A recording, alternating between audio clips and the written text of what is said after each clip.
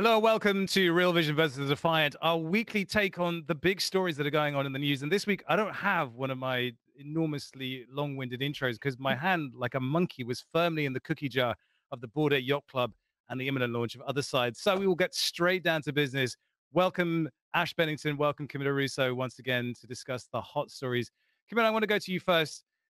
Elon Musk dominating the conversation. What do you make of As this always. story? Is it actually going to happen? That's the question. It looks like it's going to happen. I think it's a done deal. I don't know if what else is kind of if we need to wait for final approvals or so on. But it looks like Twitter is accepting his 44 billion bid to buy the company, which is crazy. Like when the announcement first came out, a lot of people just thought this was a bluff or he was joking or, there was this, the bid was for 54.2 a share. So it looked like a bit of a joke, but he was serious.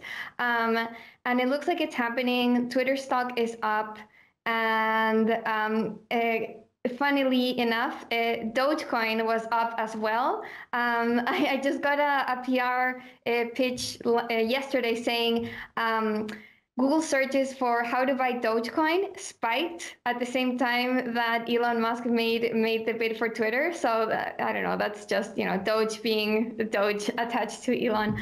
But I think like the bigger picture here is the reason why Elon said he's buying Twitter. And it's about free speech. So he sent a letter and he said, I want to make Twitter a better platform where there is less censorship, less restrictions on what people can and can't say. And, he wants to champion free speech. And this kind of unleashed this flood of obviously debate on the platform itself from people who supported his stance, people against it, saying, well, free speech is great, but it needs to be limited because there is a lot of misinformation happening. There's hate speech, so there's this sense of you can't be tolerant to intolerance. Is kind of this way of counter arguing what Elon Musk is saying. And then there's this third argument which says, okay, free speech is great. Like we want more free speech on Twitter, but the fact that there's a billionaire owning a huge communications platform is problematic. Maybe something as big as Twitter should be controlled by, ideally, it should be a protocol. It should be more decentralized. It shouldn't be owned by a single person. So I think like those are the main three takes I've seen on this. Ash, how did you see this one? Yeah, I think Cami, as usual, is spot on here. It does appear that it's going to go through. I suppose there could be some sort of regulatory rejection, but that seems relatively unlikely here. The bid has been accepted by Twitter, so it looks like we're moving forward. Look, I think this is incredibly interesting. Twitter has, I'm a big fan of the platform, but it has sort of stagnated somewhat from a features perspective. And there are these really interesting questions about free speech. Cami sort of points out this idea of the debate that's happening, and it's 2022. So like everything else, it's highly politicized. But look, I think there's a really distinct difference between harassment on the one hand and open platforms for the free exchange of ideas. Look, you could get arrested for harassment in 1987. No one is arguing that the kind of really egregious harassment should be permitted to go on. But look, we have to be honest, Twitter has had some challenges with this in the past. They censored one of the largest newspapers in the country, the New York Post, over a story about Hunter Biden's laptop. Now, look, you may not care about the Hunter Biden laptop story. I don't really care about the Hunter Biden laptop story. The New York Post may not be your cup of tea. But look, the reality is it's a very dangerous precedent to have platforms banning reputable news organizations. It turns out that story now is being covered by the Washington Post. Twitter later rescinded the New York Post's ban on the platform. But these are the kinds of questions that folks have about at least the way that was being enforced in the past. Moving forward, it may be different. Look, the reality is this argument may be politicized, but I have to tell you, no matter which side of the political spectrum you're on, whether you're a conservative or a progressive, I think it's reasonable to be concerned about the idea that reputable news outlets are getting censored on Twitter. And so it's going to be interesting to see what happens next. Obviously, the devil is in the details. I think Musk is saying all of the right things, again, but the challenge becomes execution. And once you find yourself holding the car keys for the platform, it's probably going to be more challenging than it appears from a distance. I think one of the big ideas here is how much is a platform responsible for the content on it, and how much should the individual be responsible for the content that they consume? And that it really is the debate at the heart of all of this. Yeah. But Robin, don't you think there's a distinction to be made, between, death threats on the one hand and then publishing news stories that you don't like on the other? And to me, those things are getting conflated together in this argument. Yes, absolutely. And that really is the challenge for any protocol to say, yes, we're decentralized, any platform to say we support free speech. What is free speech? Donald Trump has said, no, I'm not coming back to Twitter because I'm on Truth Social and that's my platform and I'm staying there. I don't know how you do this. What I do know is that it's quite possible that we'll see Dogecoin become the official coin of Twitter. Hey, Robin, one note. Truth Social is built on Mastodon, which, of course, is an open source Twitter alternative. Really interesting, I think, just from a technical perspective, whatever you think of the politics. Absolutely. Oh, that's the other thing to point out. Elon Musk said, one of the main things he plans to do is open source the Twitter algorithm and code. So I thought that was kind of an interesting piece to this as well. Yeah, there have been attempts to create a decentralized social media, and one of the key things is open sourcing the social graph, so you can see exactly what's going on and you can see how filter bubbles form and then do something different with them. I think it's going to be really interesting.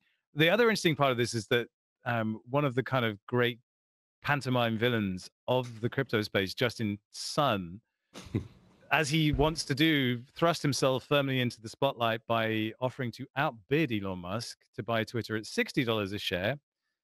Justin Sun, who now goes by the moniker His Excellence because he is a plenipotentiary for Grenada. He's an emissary to the World Trade Organization resident in Grenada. I wonder why he did that. And he attempted to outbid Elon. But in the process, he's also trying to launch a stablecoin. And I did you catch that story, Cami, how Justin Sun is doing this decentralized algorithmic stablecoin called USDD? USDD, of course. Well, it's actually USDD, but it's USDD. Yeah. Yeah, USDD. I think, on just like taking his plans at face value, they are interesting, right? It's a plan to create an algorithmic stablecoin based on TRX, or backed by TRX, I should say. That's the Tron blockchain's native cryptocurrency. And it's this attempt at having a self-sovereign stablecoin for the Tron blockchain. And it raised some eyebrows because it's how it works. It's pretty close, or even maybe identical to how the UST, the Terra's stablecoin works. It's UST is backed by Luna, USDD is backed by TRX. It works in this mint and burn mechanism to hold the $1 peg. It's pretty much, copy paste, which is kind of Justin Tron's modus operandi. Like, it's how he works. It's become an ongoing joke on how he just like blatantly copies everything. But it's it was interesting to see Do Kwon's Terra co-founder, or founder, I should say, his response to this, and he was like all for it. He was like, you know what?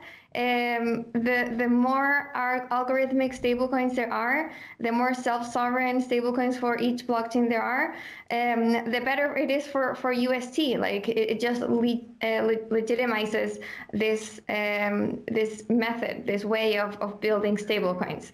So that was an interesting take. Yeah, we'll see. I think people were also calling for Justin Sun to add Bitcoin as a reserve in the same way that UST has done.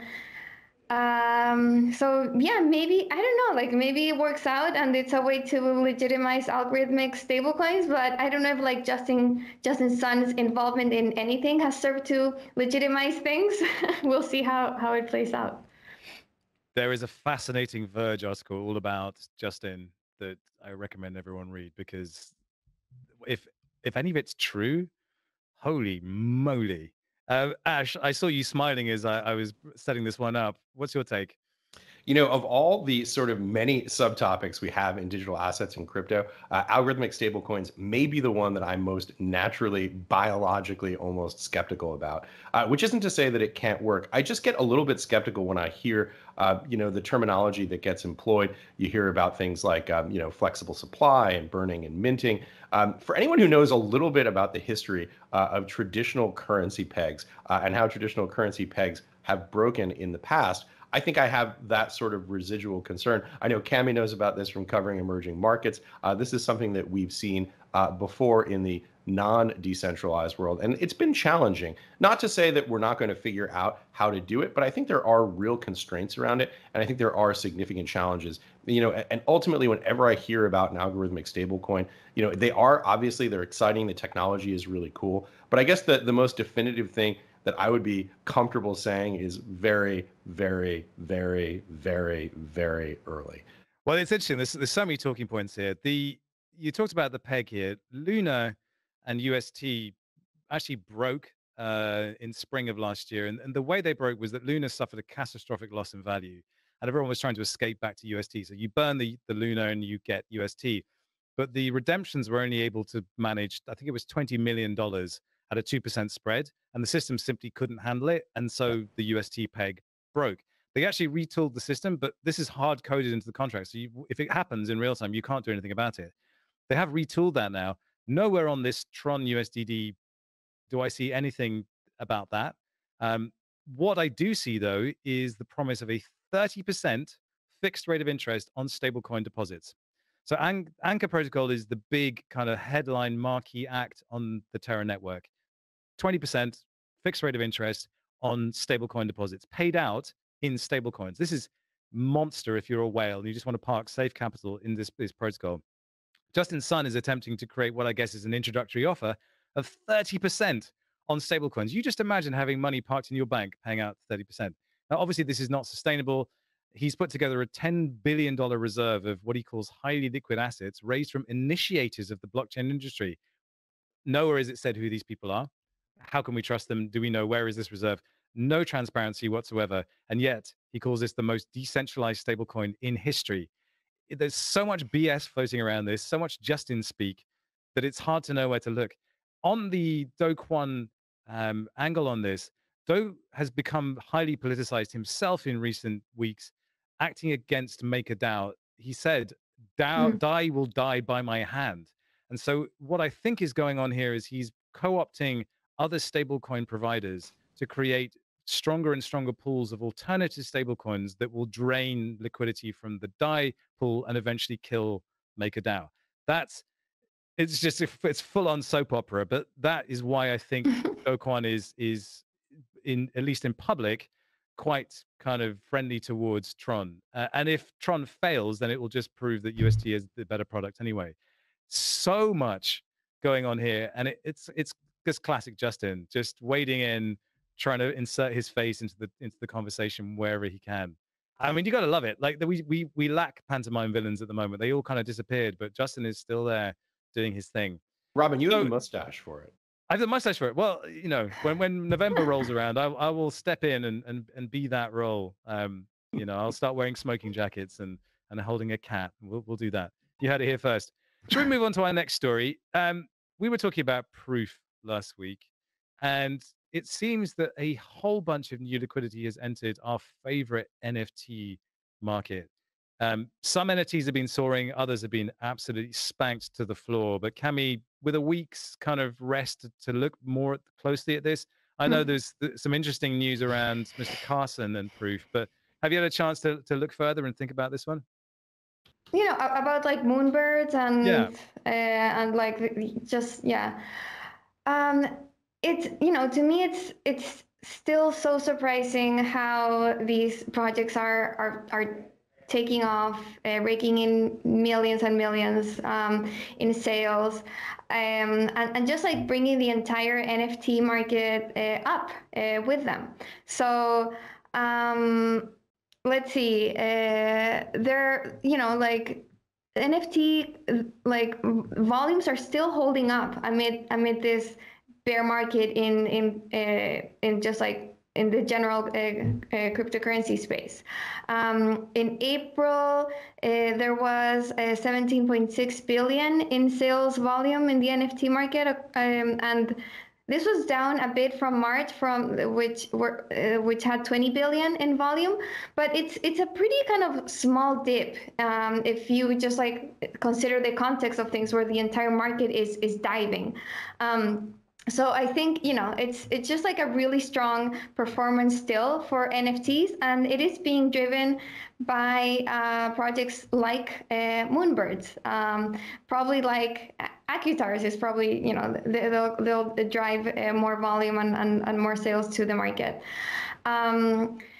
And, you know, meanwhile, you see things like Ryan Carson, one of the founders or I guess like operators behind Moonbirds, leave the project pretty much, you know, just like about a week after it was launched.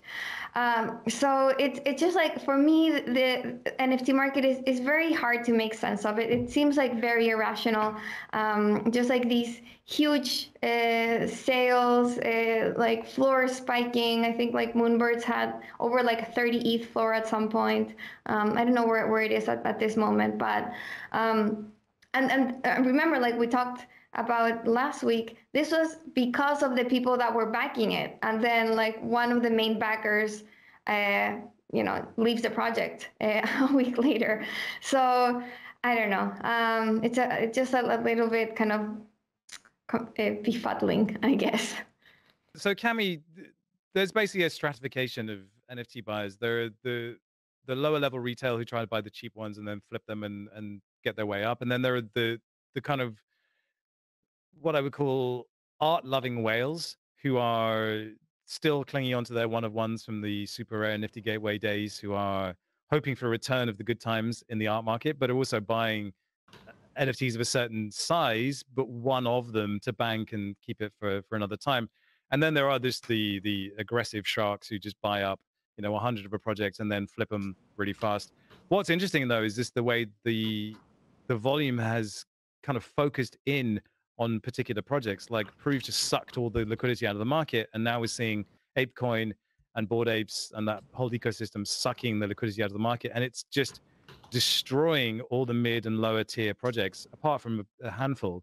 So it's really a kind of asymmetric volume profile at the moment, which is why on the raw numbers look good, but actually the spread and the distribution is not so good.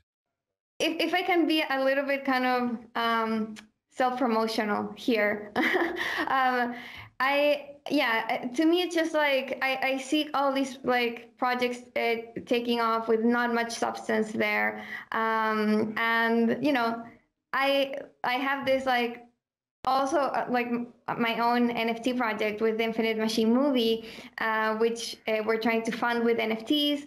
We announced that Ridley Scott and his Scott Free production company will be co-producing the movie. And, you know, of course, I'm extremely biased. Like, this is the project I'm leading. But for me, like, the Infinite Machine collection is like a beautiful NFT project. Like, it's funding something real, tangible, a big Hollywood film about the story of Ethereum. It has 36 artists from emerging countries coming together to make the art.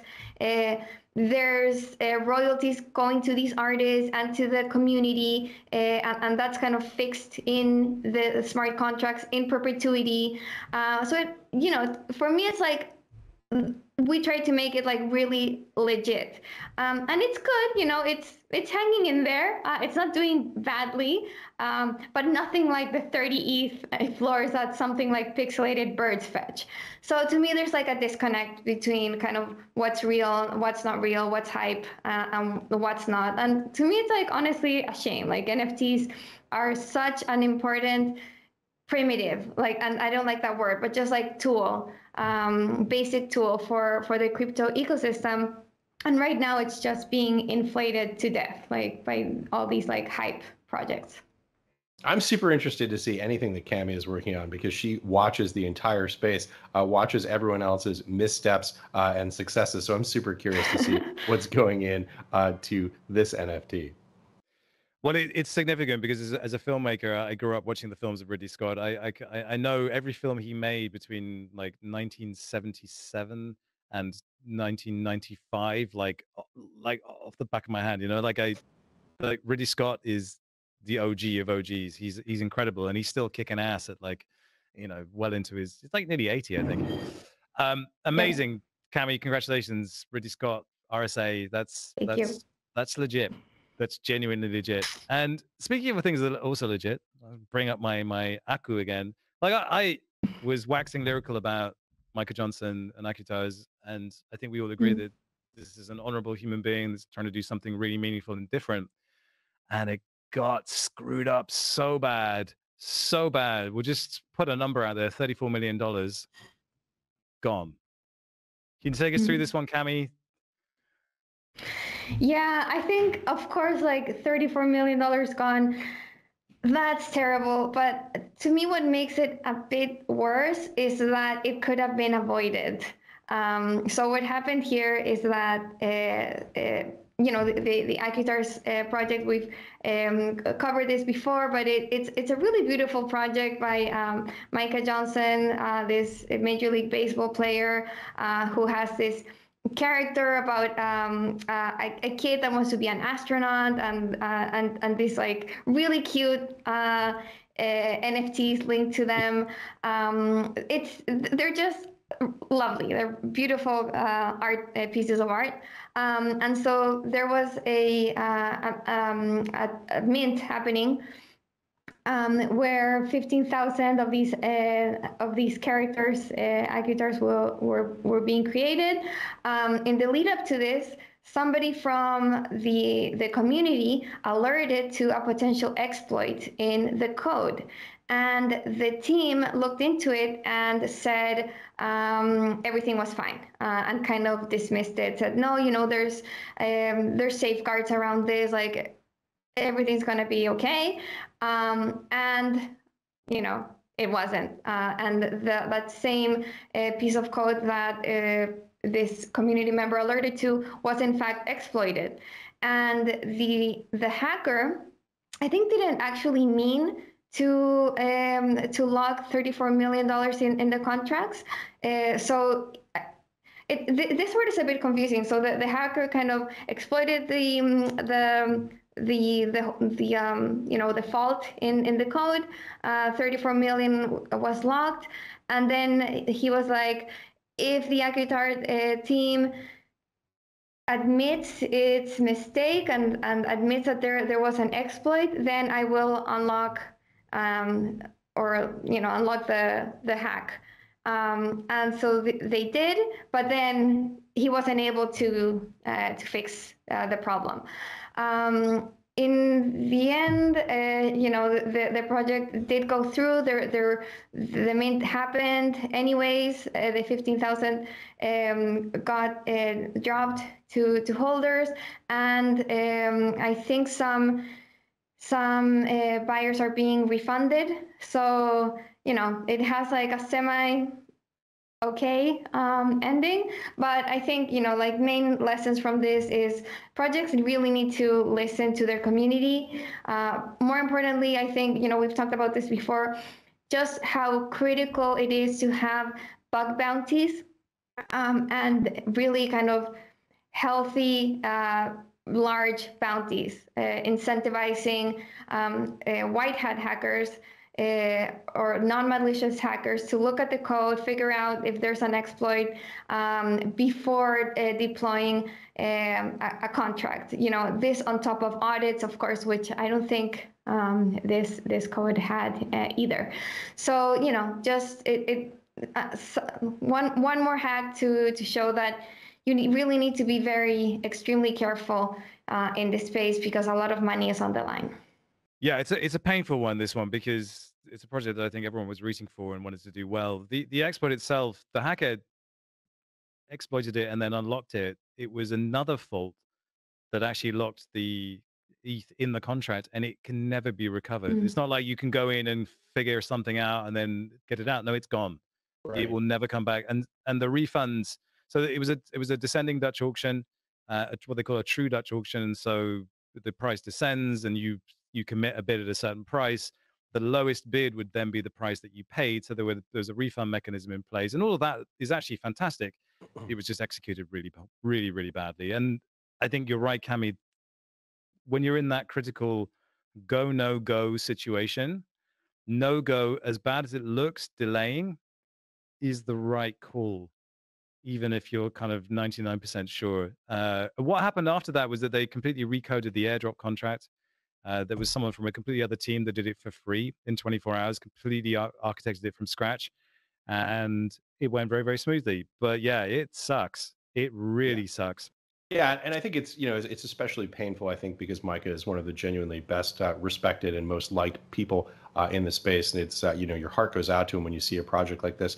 Look, I think Cami made some important points, particularly around code audits and bug bounties, but this just speaks to this sort of the general level of overall developmental maturity in the space and how these things get done. I think that what we are going to see in the future is going to be some of these best practices becoming more standard and a mechanism in place to evaluate them. So, this is something that we have some experience with in the open source software development side, and even indeed on the closed source software development side, where you see things like APIs where there are bug bounties. But the reality is that this represents a shift in the way that people are going to need to think about these things. Things like code reuse, code audits, automated testing, bug bounties. To people who are software engineers, these are terms they're all very familiar. But finding a way to bring these best practices into our space in a way that they can be consistently evaluated and that there can be transparency ultimately for the people who are the consumers of the products, meaning the people who are buying the NFTs. So you understand what you're investing in is something that is going to be, I think, absolutely critical to making this space more mature, secure, and trusted. But it takes time to get there. This is a culture of evolution. And I suspect, unfortunately, that this isn't the last conversation we're going to be having about this type of exploit. Yes. Well, the good thing is that it probably won't take that long to make back $34 million in secondary sales on a collection of 15,000. So there's a silver lining there. But another silver lining that we wanted to talk about was it's airdrop season. It might well soon be layer 2 airdrop season, with one of the kind of most hyped layer 2s, Optimism, launching a retroactive drop with its OP token. Cami, I know you were keen to talk about this one. Yeah, I think it's interesting to see airdrops kind of returning, like making new headlines. I don't think we had seen kind of a big airdrop like this in a while. And it just like puts layer 2s in the forefront again.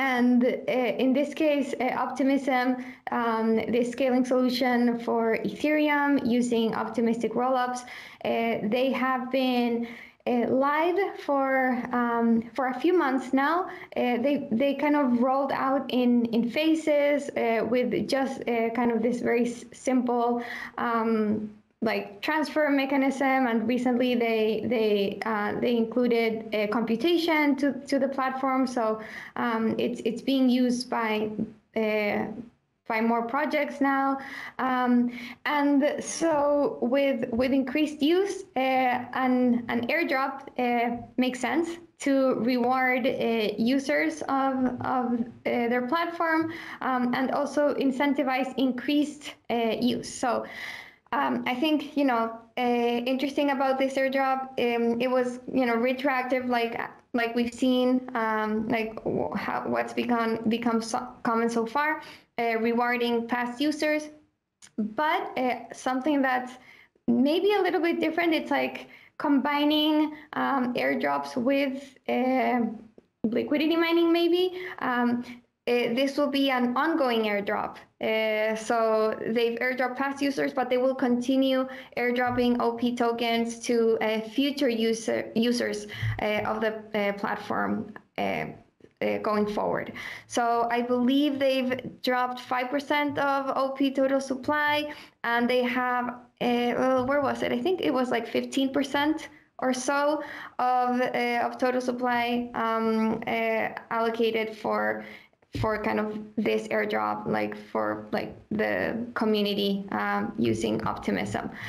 And so, this points to what's next. I think kind of in the horizon is potentially Arbitrum is the other Ethereum scaling solution that doesn't have a token, that people might kind of be speculating that they will launch a token. In the end, it's like for all these projects without a token, I think kind of the pressure becomes large enough that in the end, they are kind of forced to give that ownership and incentive to their communities, and that's what we're seeing with Optimism. A final piece to point out is this. There's this kind of innovation in governance as well. They have this something called Optimism Collective, which is a bicameral, like two groups within its governance system. One is controlled by the Optimism token, the other one isn't. So that'll be interesting to see how that develops. Like the token based governance will control some kind of pieces of operations, and then there will be a foundation controlling the other piece, with the intention down the line of fully decentralizing and dissolving the foundation, kind of like how Maker did. So I don't know, a lot of pieces. we continue seeing these kind of experiments in token distribution and governance. Ash, does anyone care about layer twos outside of the inner circle of Ethereum from where you're sitting? Well, they care when gas prices become exorbitant and make transactions that would otherwise be interesting economically infeasible. I think scaling is obviously a topic that we're going to hear more about, particularly as volume increases, and in fact, as the popularity of Ethereum and Ethereum-related protocols increase, you're going to see the necessity of figuring out ways to scale it. In terms of the airdrops and L2 solutions, I mean, it's kind of like chocolate and peanut butter. It's a little surprising that it took this long to come together, but clearly I suspect this is going to be something we're going to see more of in the future. I've been keeping an eye out for what makes sense of all of this. And weirdly enough, I think it's wallets. So I've been kind of interacting with these protocols, and it sucks. Like MetaMask, basically it's a horrible user experience, but we all use it because we're kind of just stuck there. And what I'm kind of becoming more aware of is better wallets out there. They're not perfect. So wallets like XDeFi and Rabby are starting to make the experience of interacting with other networks more pleasurable, i.e. you go to an Avalanche protocol and your wallet instantly switches to Avalanche. Other things like you sign a transaction, it will give you much more information about what it is you're signing. It'll translate the contract into something you can actually read. And Ash, you were talking about greater transparency over what we're actually doing here. I think the wallet is the battleground for some kind of explosion in user experience, but also people being braver to try stuff out, because for the casual user, it just sucks. But when I look at what's possible on these other networks, there's just so much exciting stuff going on. Nobody apart from the big whales wants to go there. So when you track the whale wallets and see what they're doing, you go, this guy's making a fortune, but he's not doing anything particularly wild. He's just brave enough to go and try a different network. So I really feel like alongside these layer twos, we have to see a massive and rapid acceleration in the maturity of the wallet experience in general. And I'm really excited to see where that goes. I think someone's going to launch a fantastic wallet soon. I just don't know who that is. Yeah, UI UX is a major constraint in the space. We talk about people like us who talk about it, and the fact that we're involved in the space. But the reality is, there are lots of people out there in the world who could be interested in this if the experience was simpler, more intuitive, more direct, and frankly, just more friendly to the users. Talk about optimism. I think it's good to end on one last little note. Cami, what are you optimistic about for the weeks ahead? Wow. Let's see. I'm optimistic. Well, I don't know if I'm optimistic about the crypto market. That's something I'm not very optimistic about. I am optimistic about just crypto innovation continuing to happen in spite of a very red and down market, as it always is. I'm also optimistic about our event at Colony, the Defiant headquarters in Brooklyn, in Dumbo, happening tomorrow. This is the second one we've had, conversations at Colony. So if you're in New York, come join us. So should be a good one. We'll have Tarun Chitra and Laura Shin in a panel with me. Tarun is like, there's Galaxy Brain and there's Galaxy Brain. Tarun is just on another planet. And he has the wildest hair as well. Amazing dude. Ash, what are you optimistic about? Robin, I'm really optimistic about pessimism. I think that we're going to continue to see more exploits, more novel mechanisms, more novel categories for exploits.